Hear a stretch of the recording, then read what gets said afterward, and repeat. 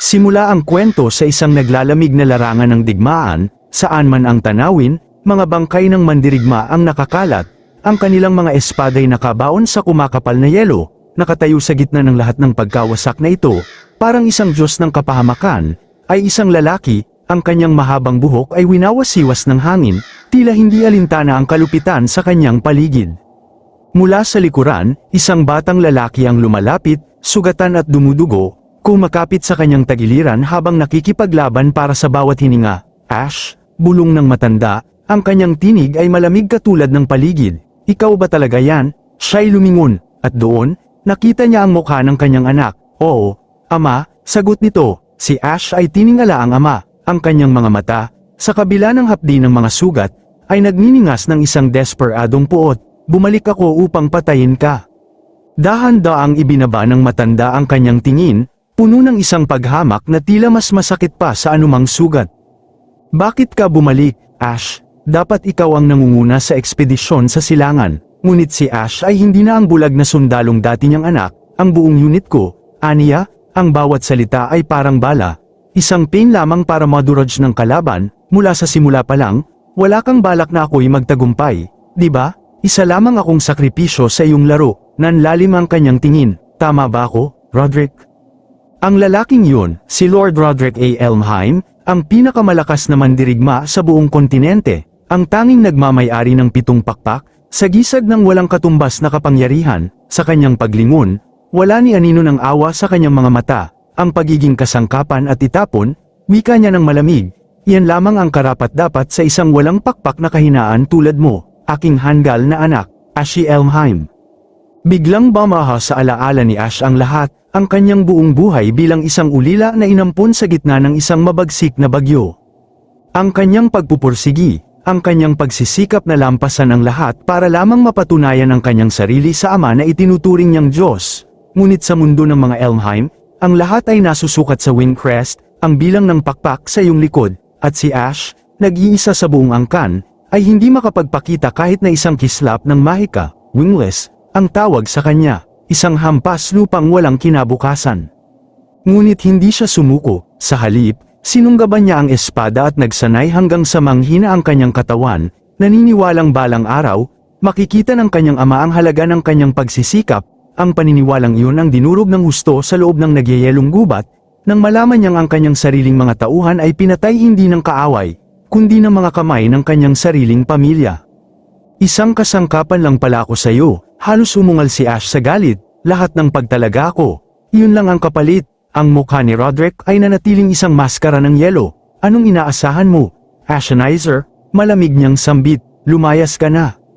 Sa huling bugso ng galit at sakit, sumugod si Ash nang may halakhak na puno ng puot, ang kanyang espada ay bumaba ng buong lakas. Subalit, wala itong nagawa, parang kinuha lang ni Roderick ang alikabok mula sa kanyang balikat. Iskrat, ngumisi ang ama. Yan lang ang kaya mo? Mula sa anino, lumitaw ang mga kapatid ni Ash, may mga ngising puno ng kalupitan, hanggang ngayon, di mo pa rin alam ang iyong lugar, no? Sabi ng isa, malamang, dahil wingless ka, sabay-sabay silang naglabas ng mga kadena ng apoy na gumapos sa mga bisig at binti ni Ash, wala na siyang magawa, dapat sa mga hampas lupa, gumagapang sa putik, sigaw ng isa habang bumababa ang kanilang mga kales. Isang paghiwa, isang braso ang nahiwalay, isa pang paghiwa, isang binti ang nalagat. Si Ash ay napailing, dugo ang bumulwak sa kanyang bibig, itinapon siya sa nagyayelong lupa. Nang hihina na, tiningala ni Ash ang ama, kung itatapon mo rin lang ako, bakit mo pa ako iniligtas? Lumuhad si Roderick sa tabi niya, hinawakan ang buhok ni Ash at hinayla ang mukha nito palapit. Napakataas mo mag-isip, hindi kita iniligtas. Ang iniligtas ko ay ang kapangyarihang nakakulong sa katawan mo, ang kapangyarihan ng 7 pakpak. Natigilan si Ash, 7 pakpak, sa kanya, at ang iyong ina, patuloy ni Roderick nang may pagkamuhi, isang lalagyan lamang, na gamit ng mabuti para isilang ka. Lumakad papalayo si Roderick, iniwan si Ash sa mga kamay ng kanyang mga kapatid. Hintayin, sumigaw si Ash, ngunit huli na ang lahat, ang huling saksak ay dumating ng mabilis. Naramdaman niya ang lamig ng yelo, ang paglalim ng dilim. Ito na ba ang katapusan? Naisip niya, isang buhay na walang kabuluhan, para lamang sa isang taong tiningala ko. Ngunit sa sandaling yon, ang nanlalamig na kamay ng kamatayan ay biglang napalitan ng isang kakaibang init. Si Ash ay muling nagmulat ng mga mata, ang langit ay maputi, at siya ay nangangatog sa lamig, umatching siya. Totoo ito. Pero may mali, napakaliit niya, napakahina, itinaas niya ang kanyang mga kamay, at ang nakita niya ay ang maliliit, malam-utak na mga daliri ng isang sanggol. Sino ang may hawak sa akin? Lumingon siya, at nakita ang isang babaeng mukha, puno ng takot at pagmamahal, bago ito biglang mawala sa kanyang paningin. Sa kanyang pagnanais na makaalam, kusa niyang ginamit ang kanyang kakayahan, search, nagliwanag ang kanyang mga mata, sa kanyang panloob na paningin, nakita niya ang mga kabayong tumatakbo at mga sundalong sumisigaw, hanapin ang babaeng yun, hindi siya makakalayo sa bagyong ito, sigaw ng isang commander, kailangan nating makuha ang sanggol, para kay Lord Roderick. Si Lord Roderick, ang pangalang yun ay parang kidlat sa kanyang isipan. Nag-uumapaw ang pagkatanto. Hindi siya iniligtas ni Roderick, hinahanap siya nito, at ang babaeng yun, ang kanyang ina, totoo ang lahat ng sinabi ng ama niya, at siya ay bumalik sa nakaraan, sa mismong gabi kung kailan siya natagpuan. Walang oras para magulumihanan, kailangan niyang tumakas, ngayon na. Nagsimulang gumapang ang sanggol na si Ash, ang bawat sentimetro ay parang pag-akyat sa bundok, ang kanyang maliit na dibdib ay humihingal, ang kanyang mga bisig ay nangangatog. Ngunit sa kanyang isipan, iisa lamang ang utos, lumayo, huwag nang maging kasangkapan kailanman. Sa kanyang likuran, isang maliit ngunit matibay na bakas ang naiwan sa nyebe, sa gisag ng isang panata, mabubuhay ako, at gagantay ako. Ngunit ang lakas ng isang sanggol ay may hangganan, nang hina siya at nalagot sa kanyang paggapang, ang bagyo ay humagupit ng mas malakas, hindi pa ako pwedeng mamatay. Biglang, isang boses ng isang batang babae ang palm unit sa ugong ng hangin, tatay, tingnan mo. Isang lalaki, ang Viscount Hugh Fyde, ay lumapit, isang sanggol, sa gitna ng ganitong kalupitan, dahan-daang kanyang itinaas ang natitigang bata, at doon, nakita niya ang isang bagay na nagpaantig sa kanyang balahibo, isang bakas sa nyebe, isang mahabang, nag-iisang bakas na nagmula sa kawalan. Patunay na ang sanggol na ito ay gumapang ng malayo sa gitna ng hurricane ng kalikasan. Tumingin si Viscount Hugh sa mukha ng sanggol, at pagkatapos sa malayong bakas, sino ka nga ba? Munting sugatan, ang kanyang tinig ay puno ng paghanga at pangangamba. Ano ang pinagdaanan mo upang makarating dito? At sa loob ng kaisipan ng sanggol, sumiklab ang isang apoy na hindi mapapawi ng anumang yelo. Roderick Elmheim, maghintay ka, ang iyong walang pakpak na anak ay babalik. At sa aking pagbabalik, wawasakin ko ang lahat ng iyong itinayo, tuldok sa huling bato.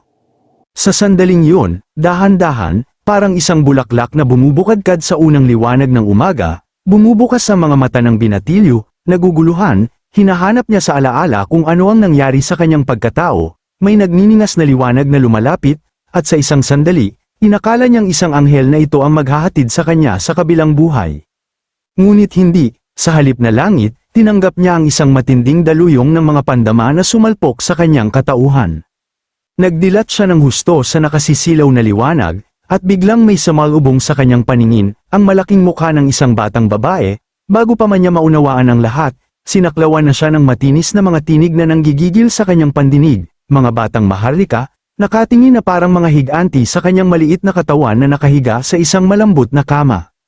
Sumiklab ang takot sa kanyang dibdib, nakapaligid sa kanya ang mga anak na babae ng Maginoo. Isa, may pilak na buhok at malalapad, nagniningning na mga mata, ang sabi, ay, nagising ang munting bata, isa pa, may nag-aapoy na pulang buhok, ay lumapit ng sobra, ang mga daliri ay nangangati para kurutin ang kanyang pisngi, binabalaan nito ang iba na huwag masyadong asarin ang bata, at nangungutya pang baka mahulog ang maganda niyang ilong.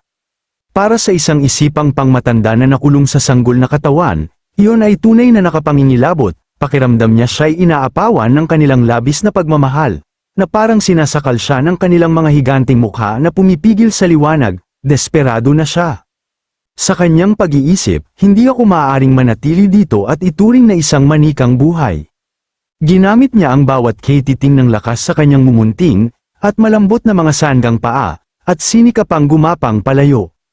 Umusad siya sa sahig ng kasing bilis na kaya ng kanyang katawan, napansin ng mga batang babae na nagtatangkang tumakas ang kanilang laruan, at sinimulan siyang habulin sa masisiglang halakhak. Para sa kanila, ito ay isang masayang laro. Para sa kanya, ito ay isang pakikibaka para sa kaligtasan, upang hindi mapilit sa mga bagay na ayaw niya. At oo, kung mayroon kang nakatatandang kapatid na babae tulad ng sa akin, hindi ito masaya.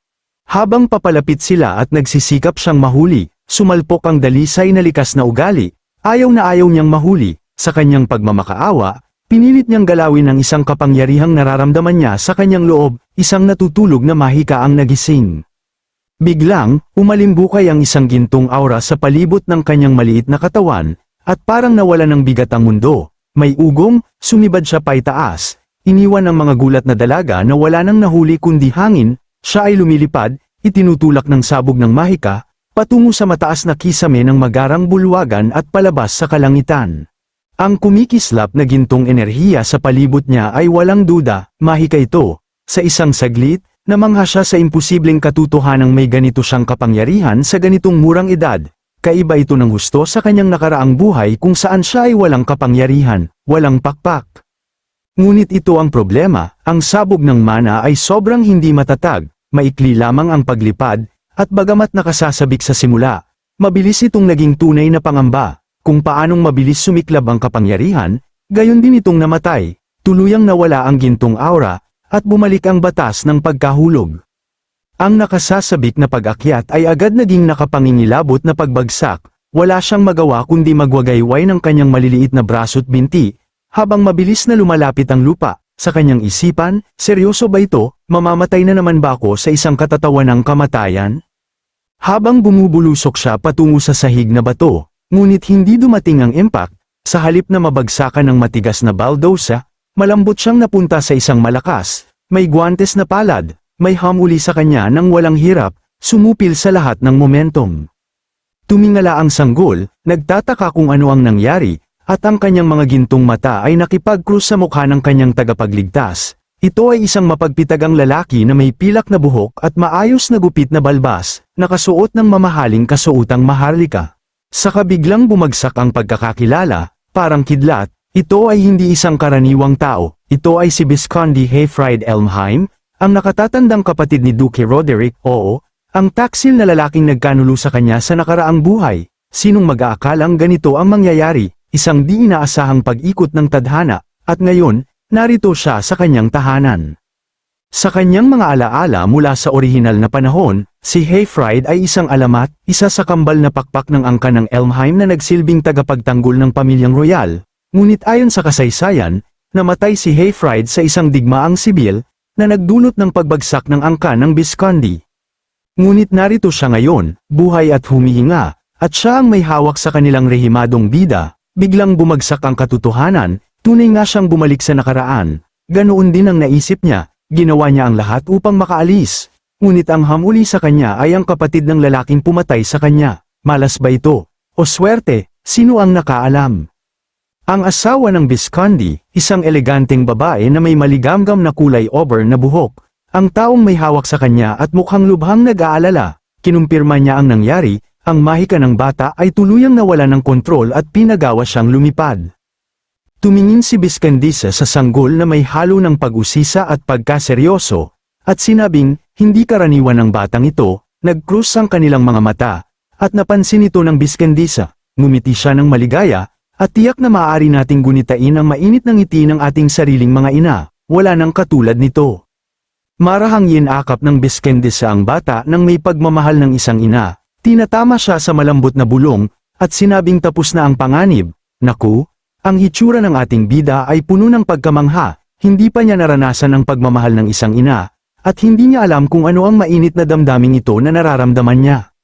Si Hayfried, nakita ang pagkabigla ng bata, ay ngumiti ng mainit habang ang kanyang asawa ay puno ng kagalakan, ngunit nais niyang ipakita sa kanyang asawa na ang bata ay may pambihirang kapangyarihan, iniunat niya ang kanyang kamay at marahang inilabas ang tela sa likod ng sanggol, na naglantad ng isang masalimuot, pulang teto na nakaukit sa kanyang likod, ang marka ng 7 pakpak.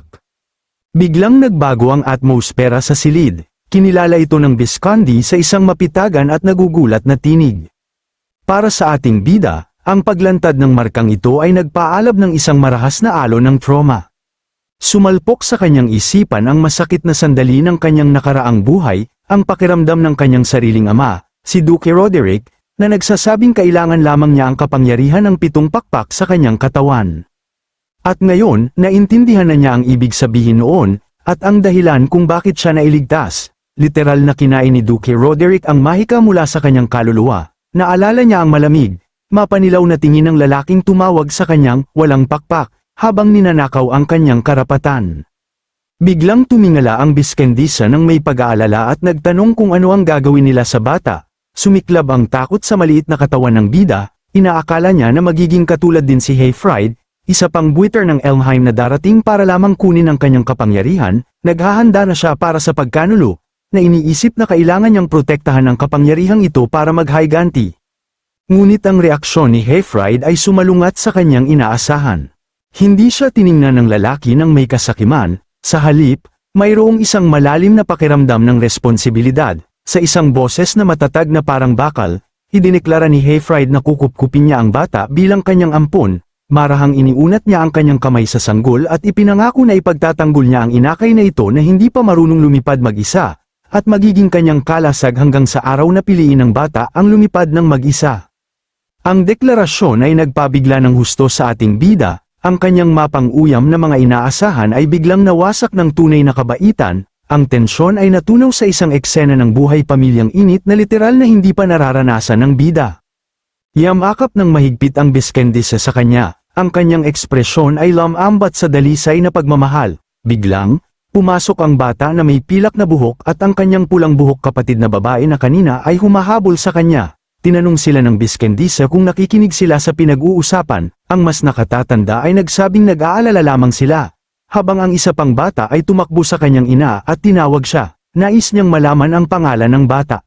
Ang Biskendisa ay tunay na masaya, ang kagalakan ng pagpapangalan sa isang bata ay isang pagpapala ng isang ina, at hindi niya maitago ang kanyang kagalakan. Ngumiti siya ng mainit. Aster, sabi niya, isang pangalan na nangangahulugang isang bagong bituin na ipinanganak sa kanilang pamilya.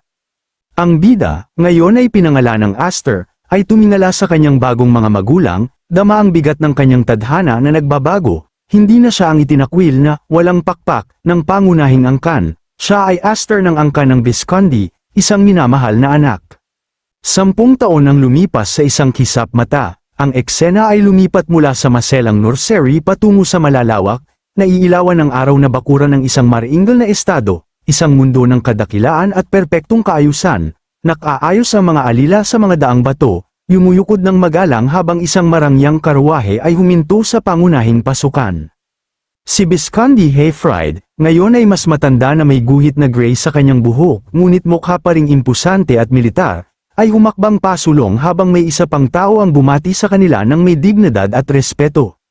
Bumukas ang pinto ng karwahe, at isang binatilyo ang lumabas, si Aster na, 10 taong gulang na, ngunit nagdadala ng sarili na parang isang adulto, maayos ang ayos ng kanyang maitim na buhok, at nakasuot siya ng isang nababagay na bestida at shirt na nagpapakita ng kanyang paglaking katawan. Tumalikod siya sa karwahe at iniunat ang isang kamay ng may sanay na kabalyero. Kapatid na Alpina, bantayan mo ang iyong hakbang, sabi niya ng marahan. Isang magandang dalagita na may dumadaloy na rosas na buhok ang humawak sa kanyang kamay at bumaba mula sa karwahe ng may grasya. Halata ang ugnayan sa pagitan nila. Isang dekada ng pamumuhay ng magkasama ay lumikha ng isang malalim na koneksyon sa pagitan ng Rihamado at anak ng kanyang tagapagligtas. Si Aster at Alpina ay naglalakad sa masiglang courtyard, napapaligiran ng mga elite ng aristokrasyang pangmilitar. Ang lugar? Ito ang lugar para sa pagtitipo ng sayaw ng espada, isang prestihiyosong taunang kaganapan na inorganisa ng angkan ng Elmheim. Ito ay kung saan nagtitipon ng mga maharlikang angkan ng mandirigma upang magkaisa, makisalamuha, at pinakamahalaga, ipakita kung gaano kalakas ang kanilang mga tagapagmana. Ngunit para sa angkan ng Visconti, malayo ang atmosfera sa pagiging malugod. Habang dumaraan sina Aster at Alpina sa karamihan, nagsimula ang mga bulong, at hindi sila subtle. Mga grupo ng mga maharlika ay nagpapadala ng mga gilid na tingin, ang kanilang mga mukha ay pilipit sa mga ngisi ng dalisay na paghamak, hayagan silang nagsisipag-chismis tungkol kay Heyfried, na sinasabing napahiya siya sa pag-ampon sa isang batang hindi alam ang pinagmulan sa halip na magkaroon ng tagapagmana sa dugo. tinatawag nila ang angkan ng Visconti na isang nahulog na sanga na hinihila ang maluwalhating pangalan ng Elmheim sa putik. Ang mga insulto ay matalas at sobrang personal, nakadirekta mismo kay Aster, ang lagalag, na naglakas loob maglakad sa kanilang gitna. Narinig ni Alpina ang lahat ng paninirang ito laban sa kanyang minamahal na kapatid at ama, at nanginginig siya sa galit. Huwag kang mag-alala sa mga taong iyon, sabi niya sa kanya. Ang kanyang mga kamay ay nagsara ng mahigpit, at sinabi na ang mga taong nagpapakita ng kahinaan ang unang madudurog. Napansin niya ang galit na sinusubukan niyang pigilan. Ang lugar na ito ay puno ng masakit na mga alaala para sa kanilang dalawa. Nagsalita ng Sol M na ang Visconti, na inamin na nais niyang makita ni Aster ang katotohanan ito, ang malupit na katotohanan kung saan nakatayo ang kanyang angkan sa mata ng maharlikang mundo. Itinuro niya kay Aster ang pagtingala sa matayog na kastilyo na nangingibabaw sa tanawin, ang luklukan ng pangunahing angkan ng Elmheim. Bamaling siya sa batang pinalaki niya at tinanong ang mahirap na tanong, nagdadalang hinanakit ka ba? Tinutukoy niya ang malamig na pagtanggap, ang mga insulto, ang kawalan ng respeto na ipinakita sa kanilang angkan. Ito ay isang pagsubok ng karakter, sinusukat kung naghihinayang ang bata na pumasok sa isang nahulog na sanga. Dahan-dahan, kumalat ang isang ngiti sa mukha ni Aster, hindi isang magalang na ngiting maharlika, kundi isang matalas, kumpiyansang ekspresyon na nagpapahiwatig ng mapanganib na kapangyarihan na nagkukubli sa ilalim. Hindi, ama, tugon niya, ang kanyang boses ay puno ng ganap na paniniwala, ang ganitong klase ng malamig na pagtanggap ay bagay na bagay sa akin. Ang kanyang panloob na pag-iisip ay nagbubunyag ng katotohanan sa likod ng kumpiyansang iyon. Nang marinig ang sagot na iyon, napahalakhak sa tawa ang kanyang ama habang nagsasabing, kung ganon, mabuti naman.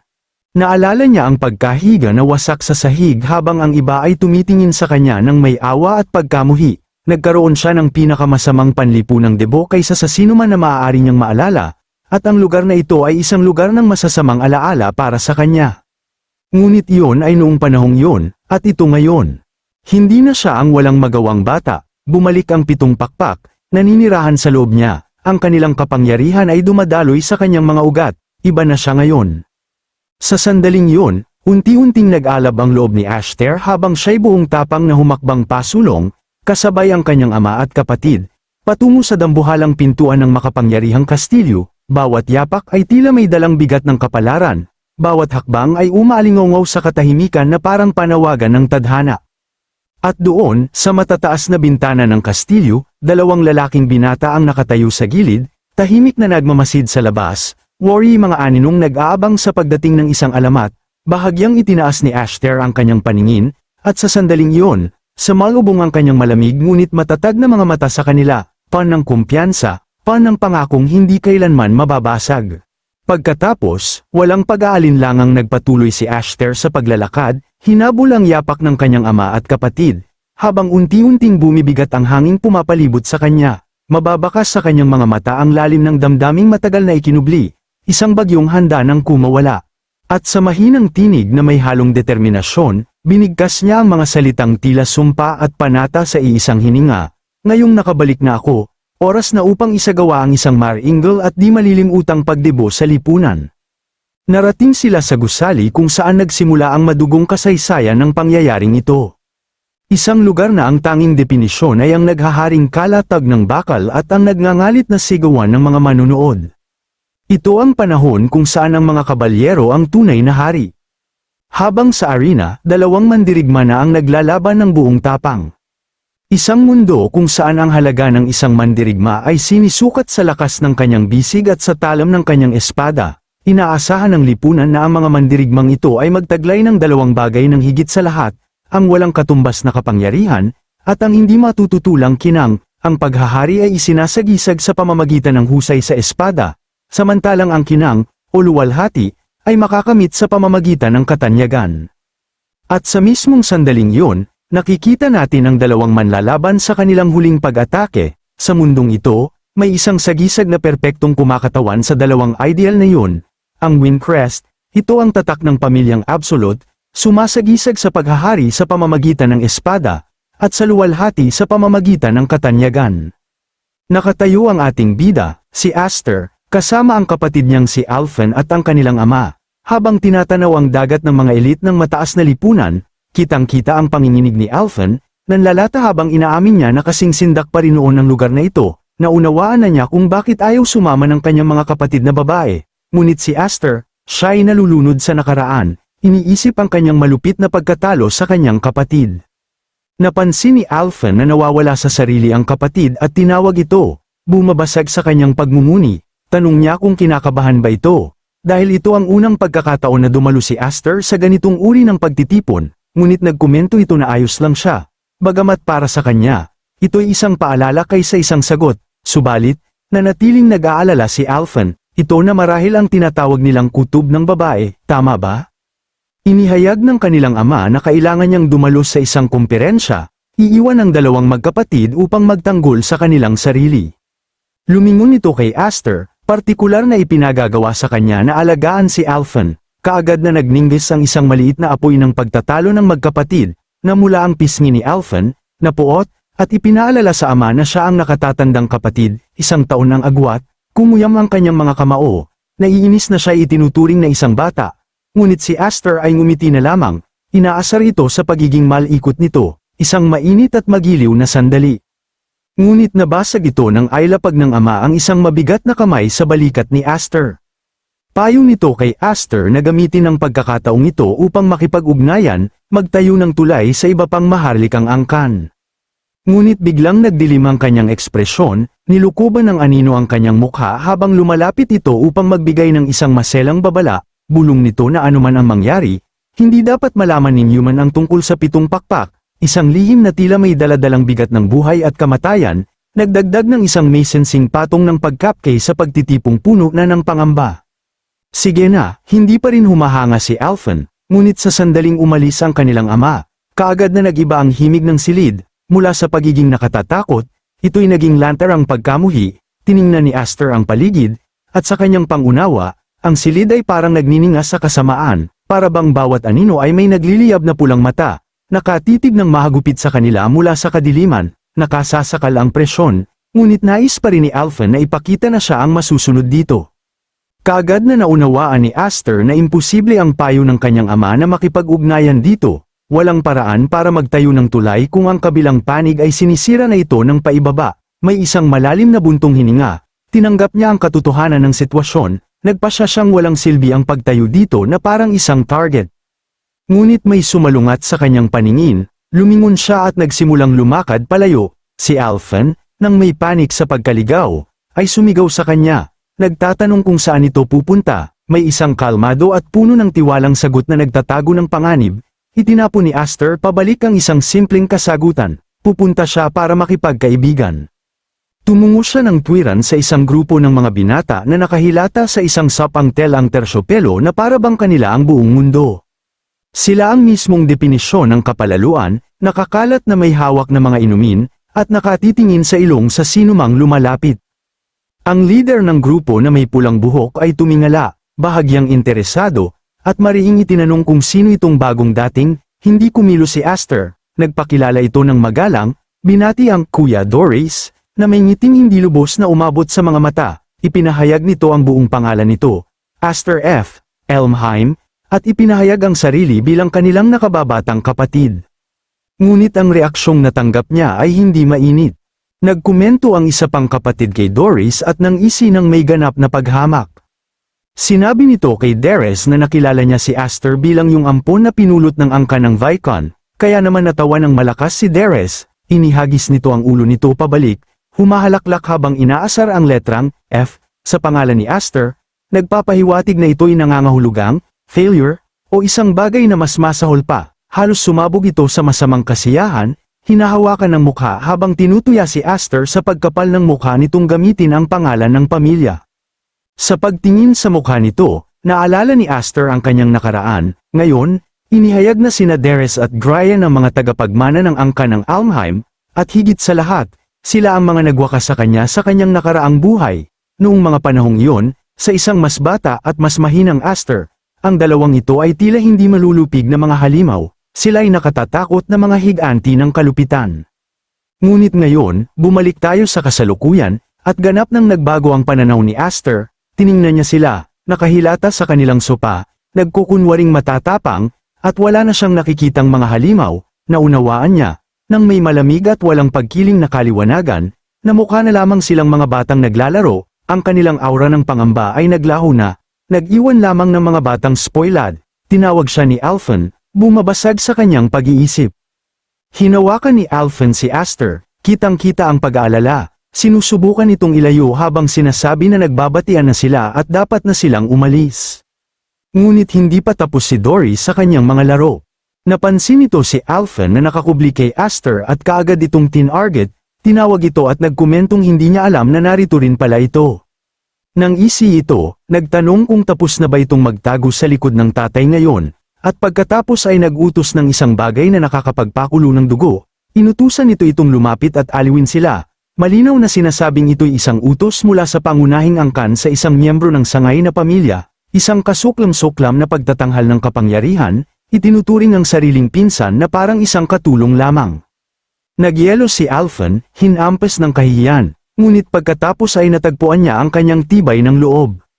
Nanginginig ngunit tumanggi, matatag na sinasabi na walang relasyong amo-alila sa pagitan ng pangunahin at sangay na mga angkan. Sinubukan itong umalis, hinayla si Aster.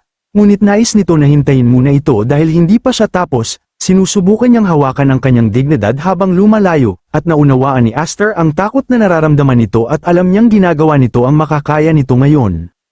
Biglang humigpit ang himpapawid sa silid, hindi tinanggap ni Darius ang pagtanggi. Sumabog ito sa isang mapanirang paghahayag na idinisenyo upang magdulot ng pinakamataas na pinsalang emosyonal. Binanggit nito ang kanilang ama, isang sensitibong paksa para sa buong pamilya. May isang mahabagsik, baluktot ng ngiti, isinalaysay ni Darius kung paano ang kanilang ama, sa kabila ng pagiging isang kabalyero, ay nabigong protektahan ng hari. Inilatag nito ang kahihiyan ng pamilya para marinig ng lahat. Inilalarawan kung paano pinarusahan ng kanilang ama sa pagkaputol ng kanyang braso ng sariling nakababatang kapatid, isang mabangis, madamdaming aralin sa kasaysayan na inihatid ng purong lason. Tumingala si Darius kay Alphen, nagkukunwaring nagpapasalamat na wala siyang dugo ng taluna na iyon sa kanyang mga ugat. Iyon ang bumasag sa kanya, sumigaw si Alphen na bawiin ito yun, ang mga mata ay napupuno ng luha at galit. Nawala ang kanyang komposura, sumisigaw na hindi niya ito pababayaang insultuhan ang kanyang ama, sumugod ito pasulong, desperadong ipagtanggol ang karangalan ng kanyang pamilya, ngunit hindi ito nakarating, sa isang sandali ng karaniwang kalupitan, niluraan ni Darius ang laman ng kanyang baso mismo sa mukha nito, madilim na pulang likido ang kumalat sa puting damit nito at nagulat na ekspresyon. At nagkomento si Darius na ang tatay nito ay patuloy na nagkakaroon ng mga babae, at ang mga babae ay walang silbi, at hindi maaaring magmana ng titulo. Tinutuya pa nito ito, sinasabing ang tatay nito ay malamang na nadidismaya sa kanya. Ito'y nakakahiya, ito'y nakakababa. Nakatayo si Darius doon, tinitingnan siya mula sa itaas ng malamig, patay na mga mata, sinasabing hindi ito isang sayawan at nagkakagulo ito. Yumuko ito, ang kasamaan ay parang tumutulo mula rito, at bamulong na sa susunod ay dapat magsuot ito ng mga basahan upang hindi ito mag-alala kung mababasa. Naiwan si Alphen doon, nanginginig, nababahiran, at ganap na natalo, hinahawakan ang kanyang damit habang ang tawanan ng mga tagapagmana ng pangunahing angkan ay pumupuno sa hangin, isang sandali ng ganap na pananakot, idinisenyo upang ganap na basagin ang kanyang diwa. Kaya habang nagpaparalisa si Alphen sa kahihiyan, nakatayo si Aster doon at pinapanood ang lahat ng ito. Ngunit hindi siya nanginginig, hindi siya umiiyak, siya'y nag-iisip, inamin niya na siya'y talagang nag-aalala sa pagpunta rito, nag-aalala siya na ang pagtingin sa mga mukha ng kanyang mga mamamatay tao ay maaaring hindi magparamdam sa kanya ng anuman. Pinapanood niya sina Darius at ang kanyang mga kasamahan na tumatawa, nagbubuhos ng isa pang inumin, ipinagdiriwang ang kanilang kalupitan. At bigla, nakaramdam si Aster ng kaluwagan, naunawaan niya na kahit ngayon, nakikita silang kumikilos ng ganito, wala siyang nararamdamang takot, at kumuha siya ng isang bote, inilapag niya ang kanyang kamay sa balikat ng kanyang kapatid upang aliwin ito mula sa nangyari at naging masaya, dahil kinukumpirma nito ang isang hindi matatanggihang katotohanan, sila pa rin ang parehong basura na lagi nilang pagkatao. Kalmadong lumakad si Aster papunta sa hapag, tinawag niya, "Hoy, Darius," at inihagis ang bote patungo rito. Tumingala si Darius, naguguluhan, bote sa kamay, inaasahan ang isa pang paghingi ng tawad o pakiusap ng awa. Ang nakuha niya sa halip ay ganap na kaguluhan, Sa isang malabong kilos, iniwagayway ni Aster ang kanyang sandata at hinampas ang basong bote na hawak ni Derez. Ang tama ay sumabog, ang bote ay nahati sa 2 piraso at ang madilim na pulang likido ay kumalat sa lahat ng dako. Binasa agad si Derez, ang lakas ng hampas ay nagpadala ng mga alon ng pagkabigla sa grupo, naiwan si Derez na humihikbi, pinupunasan ang pulang likido mula sa mukha, mukhang nakatatakot dahil sa isang saglit ay mukhang dugo. Sumigaw ito, ganap na nawalan ng komposura. Si Aster, gayunpaman, ay larawan ng katahimikan. Pinunasan niya ang isang patak ng likido mula sa kanyang sandata gamit ang kanyang hinlalaki at tinikman ito. Tiningnan niya ng tuwiran si Derez, isang ngisi ang naglalaro sa kanyang mga labi, at inihatid ang pinakamalamig na linya sa gabi. Napuna niya na grape juice lang pala ito. Pagkatapos, na may isang mapangahas na kislap sa kanyang gintong mga mata, tinutuya niya sila ng isang huling pagkakataon, sinasabing perpekto ito para sa mga batang maharlika. Ngunit bigla, ang isipan natin ay nahila pabalik, 3 taon sa nakaraan. Doon, sa gitna ng magulong alaala, si Aster ay napapaligiran ng isang nakakabulag na liwanag, isang nakakakilabot na kapangyarihan ang sumambulat mula sa kanyang pagkatao, samantalang isang desperadong boses ang sumisigaw sa kanya mula sa malayo, Aster, pagkontrolin mo ang sarili mo. Sa eksenang yun, si Marfa, ang kanyang mga mata ay puno ng luha at takot, ay yakap na yakap ang isang sugatang babae na kanilang kapatid, ang kanyang tinig ay umalingaungaw, puno ng hinagpis at pagtataka. Aster, inakala mo bang pati sarili mong mga kapatid ay papatayin mo? Kumalma ka. Tingnan mo ang nangyari sa iyong kapatid. Sila Kudo at ang iba pang mga babae ay nakulong sa gilid ng pader. Walang takas, ang kanyang ama ay humihikbing nananawagan, bumalik na sa kanyang sarili. Manatili ka sa akin, habang sinusubukan niyang ilagan ang kasama sa anumang kapahamakang darating. At mula roon, sumambulat ang isang puwersang hindi pangkaraniwan, si Aster, na tila isang ibang nilalang, ay binitawan ng buong lakas ng 7 wings, isang gintong aura ng kaguluhan at pagkawasak ang bumalat sa paligid, nagpanginig sa buto ng lahat ng nasa paligid na saksi. Sa harap ng nakakikilabot na tanawing ito, si Viscount Hayfried ay napatigil, ang kanyang isipan ay nagtatanong sa malalim na pangamba, kaya kayang kontrolin ng binatang ito ang ganitong uri ng kapangyarihan. At ang sagot ay sumambulat sa anyo ng mismong binata, si Aster, ang kanyang mga mata ay nagliliyab ng ginto, ay napalibutan ng isang nakakasindak na presensya, ipinamalas niya ang isang mahiwagang lakas na matagal nang nakakubli sa kailaliman ng kanyang pagkatao, isang kapangyarihang naghihintay lamang ng tamang sandali upang magpakita. Bumalik sa kasalukuyan, sa gitna ng isang mahalagang pagpupulong, isang utusan ang biglang sumugod ng desperado, Viscount Hayfried, sigaw nito, na puno ng pangangatal, emergency po, ang kanyang biglaang pagdating ay nagpaigtad sa katahimikan at nagdulot ng pagkabigla sa lahat. Naiiritang sumagot ang isa sa mga Viscount na, ano ba ang nangyayari at ginugulo mo kami? Ngunit ang utusan ay nangangatog at hindi mabuo ang mga salita. Sa wakas, napigtas niya ang nakababahalang balita, nag-umpisa na po ang isang laban, isang duel sa pagitan ng mga anak ng pangunahing sangay at ng mga sangay ng Angkan Elmheim. Ang balitang ito ay parang isang kulog sa magandang panahon, bumagsak ito sa silid at nag-iwan ng katahimikang nag-aapoy, si Viscount Hayfried at Duke Roderick ay nagkatinginan, ang kanilang mga mata ay nagpapalitan ng tanong at pagkamangha. At sa walang pagdadalawang isip, si Viscount Hayfried ay biglang tumindig at agad na umalis sa silid para makita ang kaganapan sa labas. Ang kanyang mukha ay nababalot ng galit na nagpapatingkad sa pagkapuot. Ang atmosfera sa silid ay biglang naging mabigat, parang hangin bago bumagyo. Sa sandaling yun, agad siyang nilipitan ng kanyang anak na babae, nagulumihanan at nababahala. Si Alphen ay tumakbo palapit sa kanyang ama. Alphen, ano ba ang nangyayari? Tanong nito. Ang kanyang tinig ay halo ng pagkalito at pangamba. Samantala, walang ano-ano, isang nakangising mukha ng isa sa mga Viscount ang sumipot sa pintuan, ang kanyang ngiti ay tila nagsasabi ng 100 kwento ng kaguluhan. At doon sa ginta ng bulwagang Panduelo, isang alita na parang apoy ay nagliliyab sa pagitan ng magkakamag-anak na Elmheim, isang bihirang pangyayari na tiyak na mag-iiwan ng marka. Mula sa itaas, si Viscount Hayfried, Alphen, at Grian ay nakamasid, bawat kilos, bawat hampas, ay maaaring magbago ng lahat. Isang lalaking may bigotay, si Sig, ay mukhang nababahala. Sa tabi nito, si Grian ay nakatayo ng tuwid, seryoso at tila nag-iisip ng malalim. Ang Sword Dance Festival, wika ni Grian na ang mga mata ay nagliliyab ng pulang kulay, ay magiging mas mabangis kaysa inaasahan ninyo.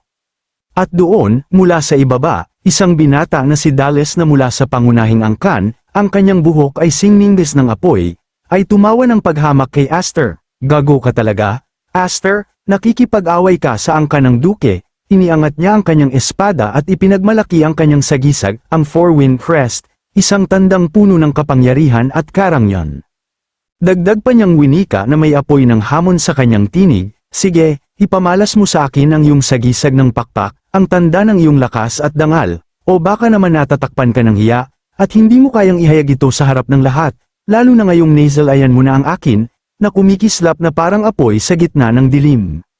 Ngunit si Aster, ay tila walang pakialam, ang pagmamalaki sa isang kathang-isip na larawan sa salamin, wika nito ng may pagkauyam, ay nakakahiya at walang kwenta. Narinig ni Dallas ang mabibigat na katagang yun at tila isang naglalagablab na apoy ang sumiklab sa kanyang dibdib. Ang kanyang mga mata ay kumislap na parang nag-aalab na baga, puno ng puot at matinding galit na handang sumabog anumang sandali. Ngunit bago pa man siya makahanap ng salita upang makapagsagot, si Aster ay tumindig ng matatag, mariin at walang pag-aalinlangan na ipinahayag ang kanyang kondisyon sa laban, higit pa sa tagumpay. Kapag ako ang nagwagi, pipilitin kitang humingi ng tawad sa ate, kaya ngayon, pinsan, handa ka na ba sa kapalarang naghihintay?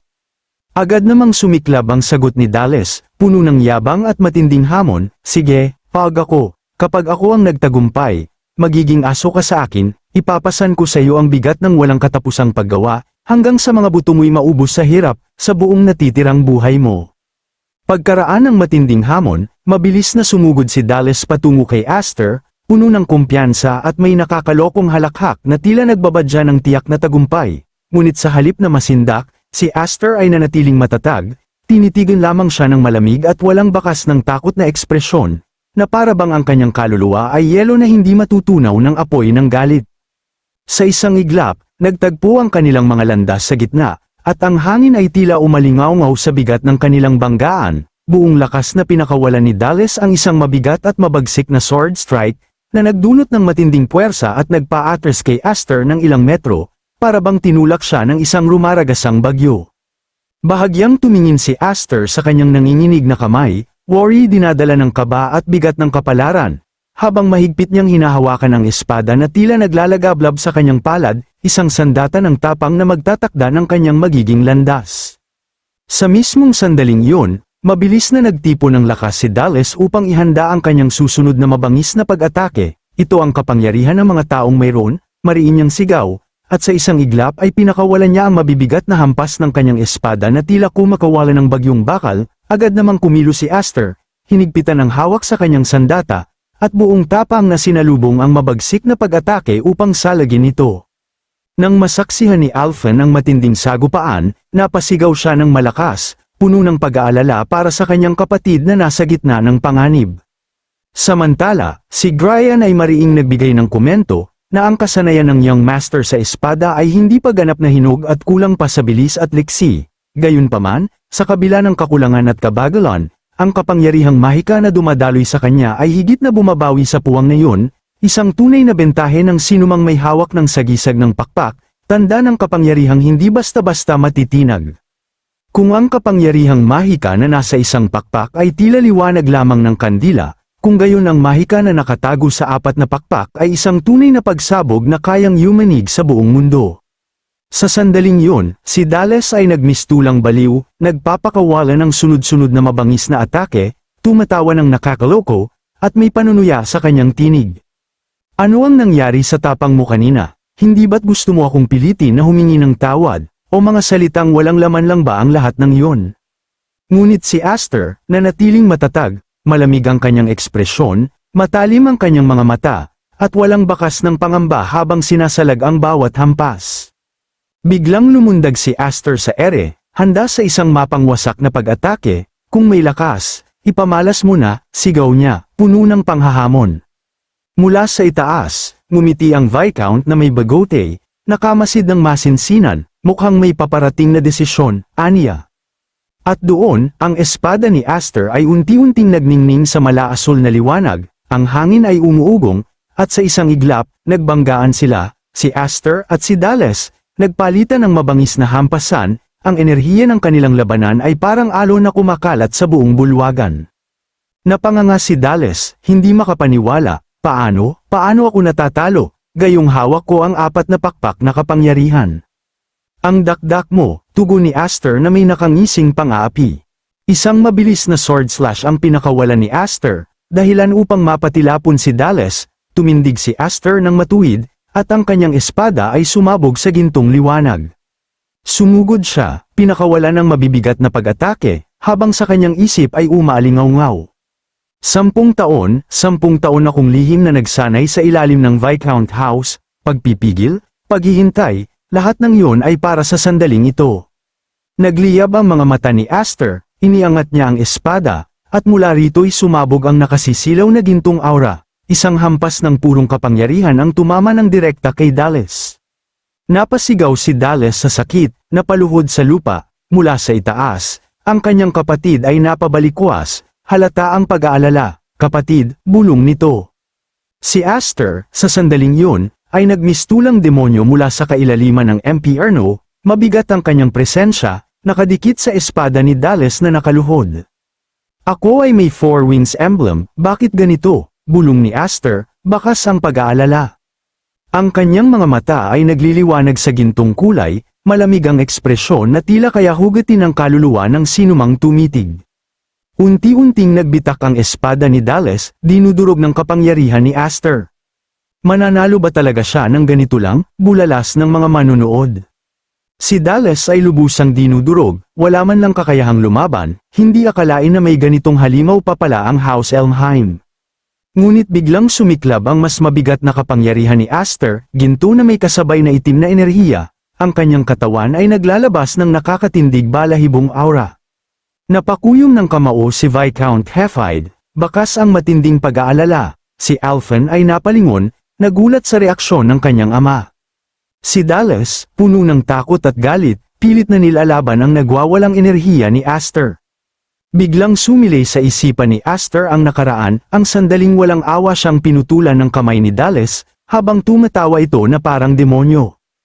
Lalo pang nagliyab ang kapangyarihan ni Aster, ang kanyang mga mata ay matalim, at isang mabangis na atake ang pinakawalan, dahilan upang mapasigaw sa takot si Dallas.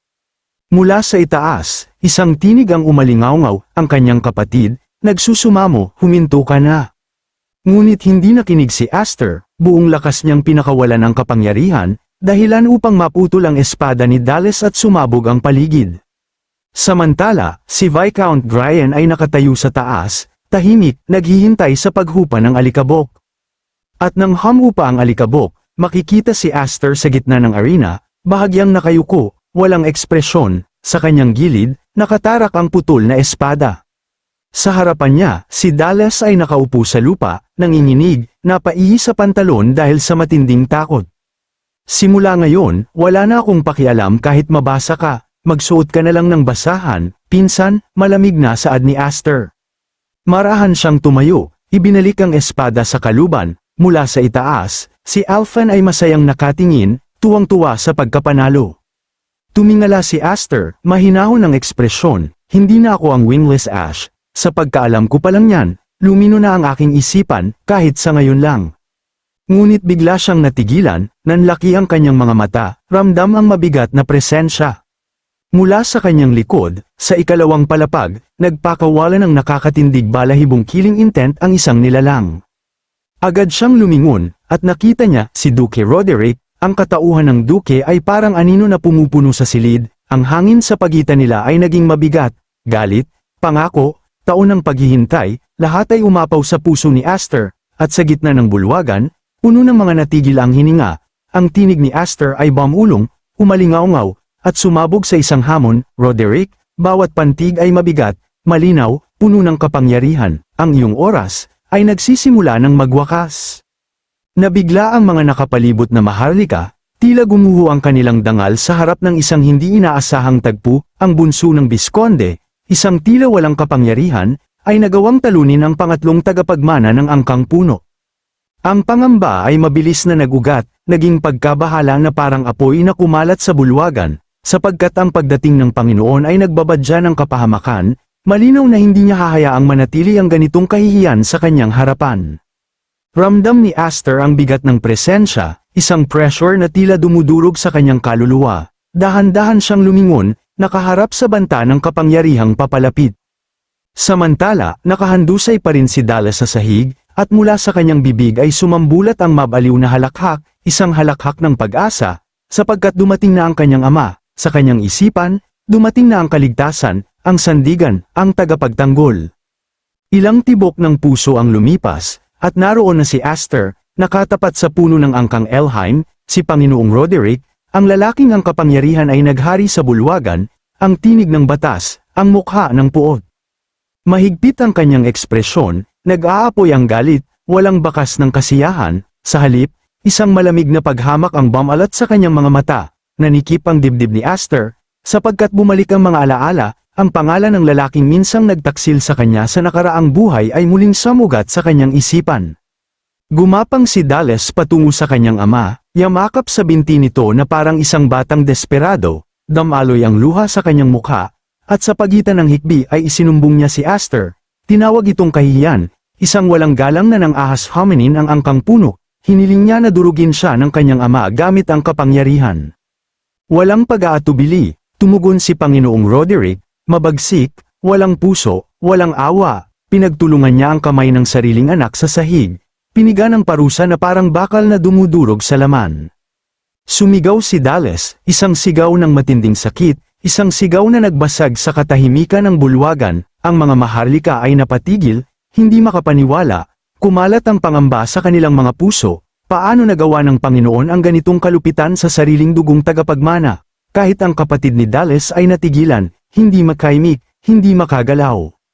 Tinuyan ng Panginoon ang kahinaan ng kanyang anak, at sa malamig na tinig ay itinanong kung bakit siya naglakas loob na umiyak matapos niyang ibaba ang pangalan ng pamilya. Desperado, sumigaw ang Bisconde, hiniling na tumigil ang kanyang kapatid, na pagbigyan ng bata, ngunit ang kanyang pagmamakaawa ay bingi sa pandinig ng Panginoon. At sa huling hatol, idineklara ni Roderick na si Dallas ay hindi karapat-dapat humawak ng espada. Isang hindi matiis na katahimikan ang bumagsak sa bulwagan habang ang pagkabigla ay nagparalisa sa bawat saksi. Nag-aapoy ang puot at takot sa pagitan ng dalawang mag-ama habang nagtitinginan sila, habang ang tensyon ay nagbabantang sumabog. Tumapak ng pasulong si Aster para humarang, dahilan matigilan si Roderick sa kanyang pag-atake sa anak niyang si Dallas. Dito, mariing ipinaalala ni Aster na hindi pa humihingi ng tawad si Dallas sa kanyang kapatid na babae na si Alphen. Gaya ng ipinangako, may matibay na pagpupursigi, iginiit niya na antayin muna ang pagtupad sa pangakong yun bago magpatuloy ang anumang parusa. Ngumisi si Roderick, isang ngisi ng paghamak, at binaliwala si Aster bilang isang ulila na walang karapatan sa pangalang Elheim, ngunit matatag na nagtindig si Aster, at iginiit na siya ay anak ng Bisconde, tagapagmana ng dangal at pagpapahalaga ng isang tunay na kabalyero. Nang marinig ang mga katagang yun, bahagyang sinipat ni Roderick ang kanyang kapatid mula sa likod na nakatayo, nang may matalim na ekspresyon, ngunit, walang interes ang Panginoon sa sagot, at sa halip ay inakusahan si Aster na dinungisan ng angkang puno sa kanyang paghihimagsik. Mula sa itaas, maingat na pinagmasdan ni Brian, na pagtanto na ang hidwaan ay mas malalim kaysa sa isang simpleng away ng mga bata. Bamunong naman ng isang maharlika, na hindi na maaaring isantabi ang sitwasyon bilang isang away bata lamang.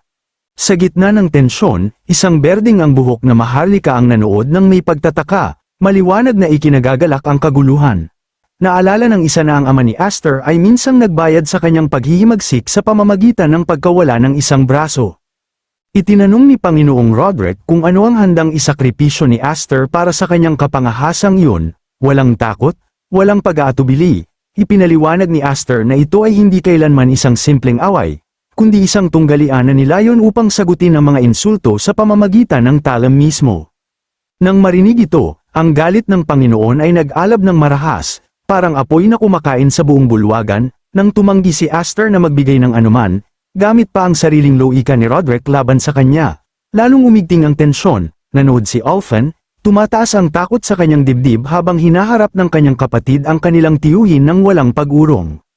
Isang maharlika ang nagbiro ng mapanlait na si Aster ay 10 taong gulang lamang. Sa sandaling yun, kumutitil ang mata ng Panginoon sa galit, at sa wakas ay tumalikod ito sabay balik ng kanyang espada sa kaluban nito na nasa kanyang gilid, at nagpasyang karahasan lamang ang makakapagresolba sa bagay. Inutusan niya si Aster na kumuha ng posisyong panglaban. Sandaling nabigla si Aster, hindi inaasahang direktang hahamunin ng Panginoon mismo, ngunit sa isang iglap, mabilis na sumugod si Roderick sa nakakatakot na bilis. Ang kanyang atake ay bumagsak sa diretso kay Aster na may mapanirang puwersa, dahilan mapatilapon ito sa pader at magsanhi ng malakas na pagsabog. Nakatigil sa takot si Alphen, walang magawa upang mamagitan. Desperado, sumigaw ang Bisconde sa pangalan ng kanyang kapatid, sinusubukan pigilan ang kabaliwan na nagbabadya ng kapahamakan. Sa huling sandali, tumalon ang Bisconde, sinasalunga ang mabagsik na atake, nagbanggaan ang kanilang mga espada, at sa bawat hampas ay sumabog ang mga spark na tila kidlat na naglalaro sa gitna ng bulwagan. Dalawang kapatid, dalawang puwersa, nagkakasalungatan sa isang labanan na naglalagablab ng apoy at dangal. Sumiklab ang isang mabangis at nakasisilaw na tunggalian, bawat galaw ay parang hampas ng kapalaran. Nang sila'y maghiwalay, agad na nagmamadali ang Bisconde sa tabi ni Aster, upang tiyakin ang kanyang kaligtasan. Ngunit bigla, habang siya'y papalapit sa direksyon ni Aster, tila pinigil ng tadhana ang kanyang hininga, napanganga siya, nabalot ng matinding pagkagulat sa tanawing bumungad sa kanyang harapan. At doon, nakatindig si Aster, sugatan ang katawan, ngunit hindi kailanman nabasag ang kanyang loob. Ang bawat patak ng dugo na gumuhit sa kanyang mukha ay naging tanda ng sakripisyo, at sa kabila ng hapdi, nag-aapoy ang kanyang mga mata sa matatag na determinasyon. Mula sa malayo, malamig na pinagmasdan siya ni Panginoong Roderick. Ang titig nito'y puno ng paghamak, bago siya tumalikod at marahang lumakad palayo. Kasama ang kanyang anak na si Dallas, iniwan nila ang bulwagan na tila binalot ng bigat ng kanilang presensya, parang aninong nagtatakip sa liwanag.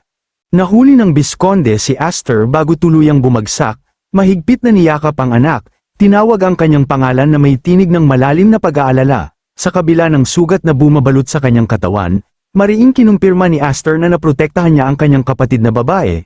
Tinupad ang pangakong kanyang binitiwan, pinuri siya ng Bisconde ng taos-puso, kinilala ang kadakilaan ng kanyang pagpapasya, na tila isang ilaw sa gitna ng dilim. Nang walang ibang salita, umakyat si Roderick sa hagdanan, at tahimik na sumunod si Dallas, parang mga aninong naglalakbay sa katahimikan. Sa itaas, nagbulungan ng mga maharlika, ang duke raw ay pumili ng soulless yung pangbata, sapagkat ang pagpapaunlad sa isang kabataan na manalo ay maaaring basagin ang reputasyon ng pamilya. Ngunit sa ganitong diwa, ang kinalabasan ay itinuring na balanse, kahit na nakaharap sa dakilang Panginoon mismo. Matatag na nanindigan si Aster, at sa sandaling yun, minarkahan ang kanyang pagtaas bilang isang bagong bituin sa loob ng bahay ng Elheim. Isang maharlika ang umamin na siya'y natakot na magkawatak-watak ang pamilya, samantalang ang duke na si Roderick ay nagbabala, isang palaso ng pagkabalisa ang pinakawalan, nagdadala ng unos na may kakayahang hatiin ang mundo. Sa ibaba, buong malasakit na tinulungan ng Bisconde ang nasugatang si Aster, habang nagmamadali si Alphen sa kanyang tabi, desperadong tumulong, parang apoy na hindi mapigil, at sa buong bulwagan, nanatili ang mga alingawngaw ng hidwaan, kumakalat na parang mga aninong hindi kailanman matatahimik, mga bulong ng kapalaran na nagbabadya ng bagong yugto ng digmaan. Nang maglaon, sa ilalim ng bughaw na kalangitan na tila walang bahid ng ulap, at sa ilalim ng naglalagablab na sikat ng araw na parang apoy ng Diyos, makikita ang ilang lalaking nagsasanay sa malawak na bakuran sa labas ng mansyon ng Bisconde. Nagkatipon ng mga mandirigma, nakapalibot na worry mga bituin sa paligid ng isang araw, at ang kanilang mga matay puno ng pagkamangha, di paniwala, at lihim na pangamba habang nagaganap ang sesyon ng pagsasanay. Sa pinakasentro ng lahat, nakatindig si Aster, ang bunsong binata. Hawak-hawak lamang ang isang sanda at ang yari sa kahoy, ngunit sa kanyang mga kamay, ang simpleng kahoy ay nagiging tila tunay na espada ng kapalaran, nakaharap siya sa kalaban, at sa bawat galaw ay sumisibol ang matalim na tiyempo, ang walang kapantay na bilis, at ang lakas na parang ipinanganak mula sa mismong puso ng digmaan. Sa isang iglap, waring walang kahirap-hirap na ginapi ng binata ang kanyang katunggali, ang bawat hampas ay parang kidlat. Ang bawat hakbang ay parang alon na sumasalpok sa dalampasigan. Matapos ang desesibong pagtatapos ng laban, tumingala ang mandirigma, nabigla, natigilan, at halos hindi makapaniwala sa natatanging kasanayang ipinamalas ng pinakabunsong young master. Ngunit si Aster, na natiling nakatuon, hindi kumikibo, hindi nagpapadala sa papuri o sa mga bulong ng paggalang, ang kanyang pokus ay parang apoy na hindi matitinag, patuloy na naglalagablab sa gitna ng katahimikan. Dumagdag pa ang mga komento mula sa gilid, mga tinig na nagsasabing nakapangingilabot ang kakayanan ng isang batang 10 taong gulang lamang, lalo na tinalo niya ang pangatlong anak ni Duque Roderick sa harap ng lahat, sa mismong pagtitipo ng sayaw ng espada. Sa mga nanunood, may ilang kabalyero ang nakaramdam ng kakaibang kasiyahan, anila, ito'y matagal ng parusang nararapat sa pangunahing angka na ilang taon nang nang-aapi, at ngayon ay tila nakatikim ng hustisya sa pamamagitan ng isang bata. Samantala, nagpatuloy si Aster sa kanyang pagsasanay, at sa bawat galaw ay iniisip ang epekto ng kanyang mga aksyon sa pagtitipon, naniniwala siyang sapat na ang ipinamalas niyang lakas upang mapatahimik ang mga nanlilibak sa angka ng Biskonde, upang burahin ang kahihiyan na ibinato sa kanilang pangalan. Ngunit sa kaibuturan ng kanyang puso, alam niyang ang tunay na layunin ay higit pa sa katahimikan ng mga tsismis, ang kanyang totoong kaaway ay ang angka ng Elmheim mismo, at ang lalaking minsan niyang tinawag na ama. Ito ang dahilan kung bakit pinilit niya ang sarili sa laban kay Dallas, ito ang dahilan kung bakit sinubukan niya ang hangganan ng kanyang kapangyarihan sa bulwagang yun, sapagkat ang bawat hampas, bawat galaw, bawat patak ng pawis ay hakbang patungo sa kanyang tunay na digmaan. Habang nagsasanay, bumalik sa alaala ni Aster ang matinding banggaan niya kay Duque Roderick, isang alaala na parang sugat na hindi naghihilom, ngunit sa halip ay lalong nagpapatibay sa kanyang determinasyon. Nauunawaan niya, sa kasalukuyan niyang kakayahan, na imposibleng talunin si Roderick, ngunit sa bawat paghinga, sa bawat patak ng pawis, ay naroon ang paniniwala na darating ang araw na magbabago ang lahat. Ang Windcrest, sa wakas ay natanto niya, ay hindi pa ganap na kapangyarihan, kundi isang natutulog na mahikang potensyal, bagamat may taglay siyang 7 pakpak, hindi pa niya lubos na nagagamit ang lakas ng mga ito, at sa kanyang puso, malinaw ang aral, walang kabuluhan ang kapangyarihang ipinanganak kung hindi niya ito makokontrol, ang kapangyarihang hindi nagagamit ay parang ilog na nakatali, potensyal na nasasayang lamang. Nang may bagong sigla, muling sumugod si Aster, itinaas niya ang sandata, at sa sandaling iyon, nagliyab ang kanyang mga gintong mata, parang apoy na sumusunog sa dilim, habang ibinuhos ang buong konsentrasyon sa laban. Isang tumpok na palo ang bumasag sa sandatang kahoy ng kalaban, at agad na natapos ang laban sa paligid niya. Bawat mandirigma na kanyang pamilya ay natalo, patunay ng kanyang napakalaking dominansya, parang hari ng digmaan na walang kapantay. Mula sa malayo, isang pamilyar na presensya ang nagmasid, at may mapaglarong tanong kung nagiging makulit na naman ito. Biglang lumitaw si Alphen, dala ang kanyang walang tigil na determinasyon, at ipinaalala kay Aster na tinatawag siya ng kanilang ama. Tinanggap ni Aster ang paanyaya at naglakad kasabay nito, dumaan sa mga kawal na nakahandusay sa lugar ng pagsasanay, mga katawang patunay ng kanyang lakas. Habang naglalakad, napansin niya ang kasuotan ni Alphen at napahinto, malinaw na nagulat sa napiling damit. Hinarap ni Alphen ang kanyang pagkamausisa ng may kalmadong kumpiyansa, at ipinaliwanag na kailangan ng balanse, at ang halimbawa ni Aster ang nagtulak sa kanya upang magbago, sa halip na manatiling pareho. Nagtaka sandali si Aster sa mga salitang yun, hindi sigurado sa mas malalim na kahulugan, ngunit nang may mapaglarong ngiti, itinutok ni Alphen ang kanyang sandatang kahoy sa pangsanay at ipinahayag na mas marami na siyang oras na magsasanay kasama nito pagbalik. Ngumiti pabalik si Aster, tunay na nasiyahan sa determinasyon ng kanyang kapatid. Sumunod ang magagaan na pag-iisip, habang iniisip niya ang kanilang susunod na sesyon, isang hinaharap na puno ng hamon at pag-asa. Di naglaon, nakarating siya sa opisina ng kanyang amang kumupkop, pumasok siya matapos magpaalam, at sa loob ay naroon ang Biskonde, nakaupo sa kanyang lamesa, may pangkaraniwang seryosong ekspresyon na tila bato. Habang papasok sa silid, agad na nagsabi si Aster na nakarating na siya, at agad naman siyang sinabihan ng kanyang ama na maupo sa harapan niya, isang utos na parang simula ng bagong kabanata sa kanilang kwento. Dahil dito, walang pag-aalangan na umupo si Aster sa harap ng kanyang ama, dala ang mausisang ekspresyon na tila naghahanap ng kasagutan sa mga lihim na matagal nang nakatago. Sa sandaling yun, nagbalik tanaw ang Biskonde, 10 taon ang lumipas mula nang sumapi si Aster sa kanilang pamilya, Inamin niya na matagal na niyang pinag-isipan ang pag-uusap na ito, ngunit pinili niyang maghintay, sapagkat ang oras ay dapat laging tama bago ibunyag ang kapalaran.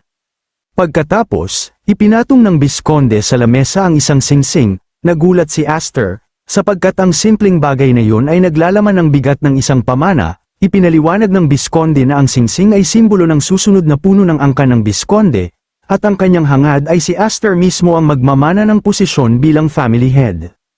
Nakinig si Aster, tahimik ngunit mabigat ang puso, habang ipinaliwanag ng kanyang ama ang delikadong kalagayan ng kanilang angkan. Bagamat sila ay sangay ng Elmheim, may sarili silang lupain, pananagutan, at dangal na hindi maaaring iwanang walang susunod na pinuno. Nang marinig ito, seryosong sinabi ni Aster, paano kung hindi sang-ayon ang kanyang mga kapatid na babae sa biglaang desisyong ito? Tiniyak ng Bisconde na pag-uusapan ito, at binanggit, ang iyong mga kapatid na babae na nag-aral sa Akademya ng mga Kabalyero ay babalik sa loob ng 3 araw, balak kong kausapin ang lahat ng pormal sa panahong yun. Dumaan sa isip ni Aster sina Marfa at Kudo, hindi niya maiwasang isipin ang kanilang magiging reaksyon, lalo na ang malamang na di pagkasiyahan ni Kudo. Inamin ng Bisconde na si Kudo ay may hinanakit, sapagkat si Aster ay lalaki at ipinanganak na may 7 wings emblem, isang kapangyarihang nagbubunga ng inggit at galit. Sa puntong yun, tumayo si Aster at tumanggi sa alok, inamin niya ang kawalan ng kakayahang kontrolin ng kanyang mahika, at naalala ang sandaling halos niyang masaktan ang sariling kapatid dahil sa kawalang kontrol sa kanyang kapangyarihan, naniniwala siyang hindi pa siya handa. Aniya, wala pa siyang sapat na kakayahan upang hikayatin at papanatag ang galit ng isang nagdaramdam na kapatid.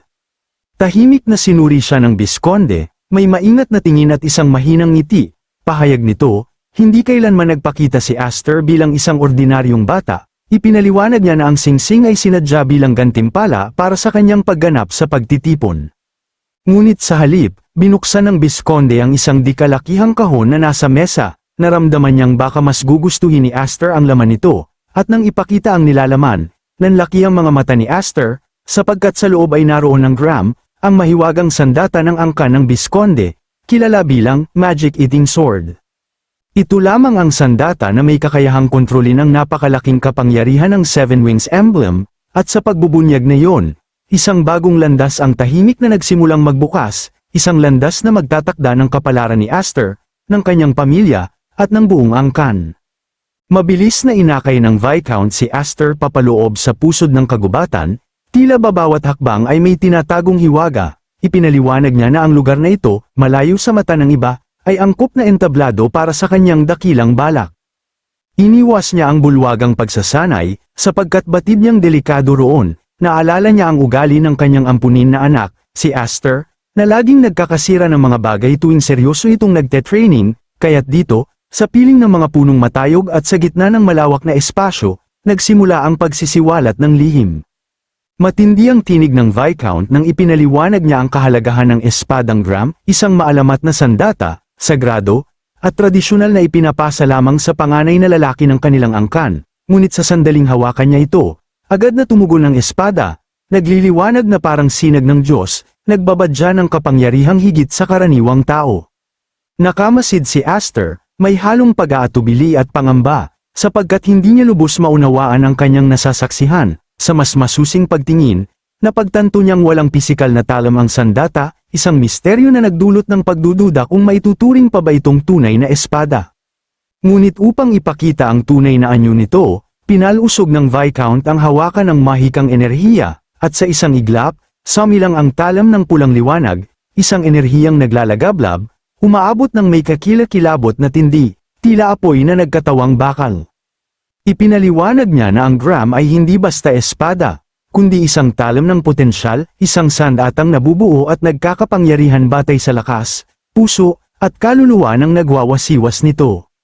At pagkaraan ng ilang sandali, pinakawalan ng Viscount ang isang bugso ng pulang enerhiya, sumaklat ito sa kagubatan, winasak ang lahat ng nadaraanan, at nag-iwan ng bakas ng kapahamakan. Ang shockwave ay lumilikha ng marahas na buhawi ng hangin at mga labi, isang nakamamatay na paalala ng kapangyarihang taglay ng Gram, isang sandatang kayang magpabagsak ng mundo kung gugustuhin. Binalaan ng Viscount na kung isang nilalang na may karaniwang kapangyarihan lamang ang magtatangkang gumamit ng Gram, Tuluyan at walang habas na mauubos ang kanyang enerhiya, isang kapalarang hindi basta matatakasan, may solemn na siyang ekspresyon, mabigat ang tinig, nang inialok niya ang espada kay Aster at pinayagan itong subukan. Nang walang pag-aatubili, tinanangan ni Aster ang hawakan ng dalawang kamay, at sinimulang isalansan ang kanyang mana.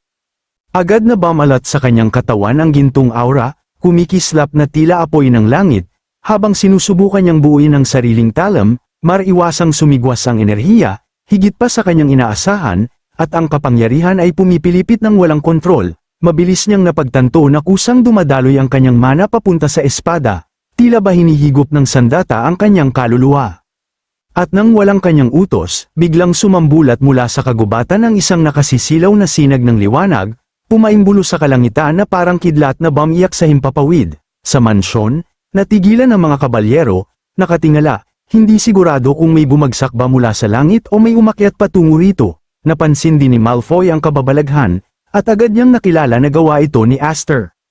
Sa kagubatan, pumarami si Aster, hinawakan ang espada ng may paghanga, at napagtanto niya kung gaano ito kahanga-hanga, ngunit itinaman ng Viscount ang impresyong yun, nilinaw na ang espada mismo ay hindi ang himala, ang tunay na kababalaghan ay ang kapangyarihan ni Aster. Ipinaliwanag niya na walang sinuman sa kanilang lahi ang nagtaglay ng crest ng 7 pakpak, at kapag ganap na itong napagtagumpayan ni Aster, hihigit pa siya kay Lord Roderick.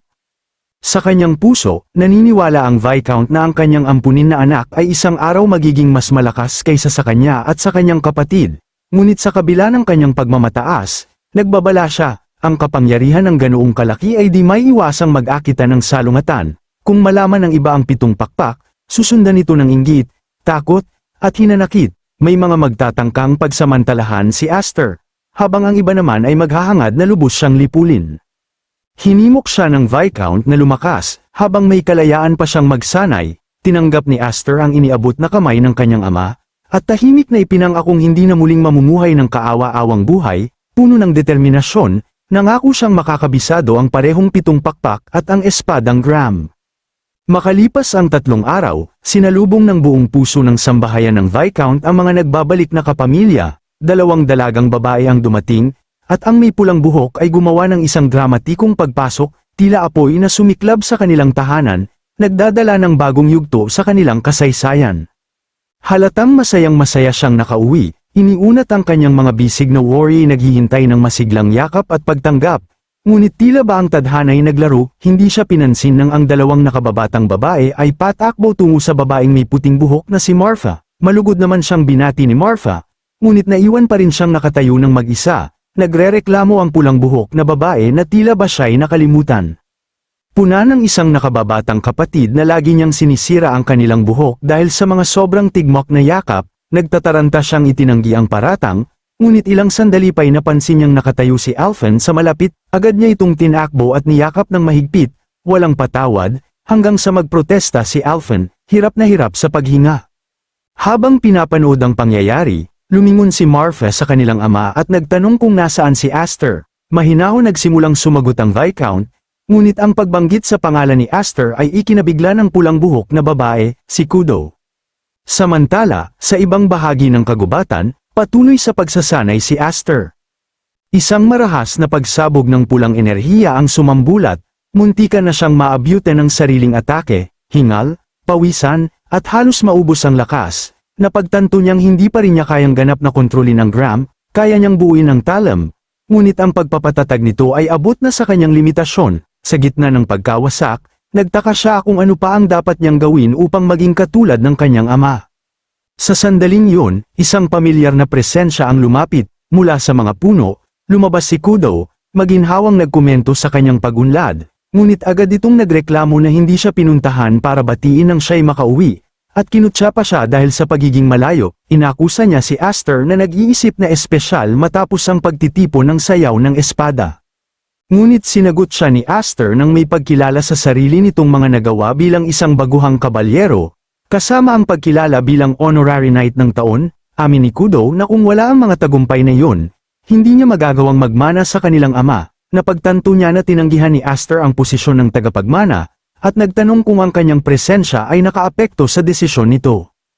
Isinisi ni Aster sa kanyang ama ang hindi pagkakaunawaan, Ipinaliwanag na hindi pa siya nararapat sa ganoong responsibilidad, ngunit hindi nasiyahan si Kyudo, tumalikod, at inakusahan siya ng kalupitan sa kabila ng pag-alam sa kanyang mga pangarap, naiwan si Aster na lubos na naguguluhan sa reaksyon nito. Nang walang babala, biglang umatake si Kyudo, isang malakas na hiwa ng enerhiya ang sumaklat sa hangin, winasak ang isang puno sa dinaraanan nito, bahagya lamang naiwasan ni Aster, at muntik na siyang tamaan ng pumuputok na puno, gulantang at galit, hirap siyang maunawaan kung bakit bigla itong umatake. Itinuring ito ni Kudo na wala nang higit pa sa isang pagsubok, at binabalaan si Aster na sa susunod ay lubos na siyang aatake. Tinangka ni Aster na magtaltalan na hindi pa kumpleto ang kanyang espada, ngunit hinamon siya nito na isipin kung may kabuluhan ba ang ganoong dahilan sa isang tunay na larangan ng digmaan. Ipinaalala niya na dapat laging handa ang isang kabalyero, at ang pag-aatubili ay haantong sa pagkatalo. Muling sumugod si Kudo, napagtanto ni Aster na seryoso ito, naabot na ang kanyang limitasyon, at bahagya na lamang napipigilan ang kawalang tatag ng kanyang kapangyarihan, wala na siyang pagpipilian, kung seryoso siya sa paglalaban, kailangan niyang tumugon ng katumbas, habang nag-uumpugan ang kanilang mga espada, sumambulat ang enerhiya sa pagitan nila, naramdaman ni Aster ang pagdududa, habang napagtanto niyang seryosong ibig siyang aipatalo ng kanyang kapatid.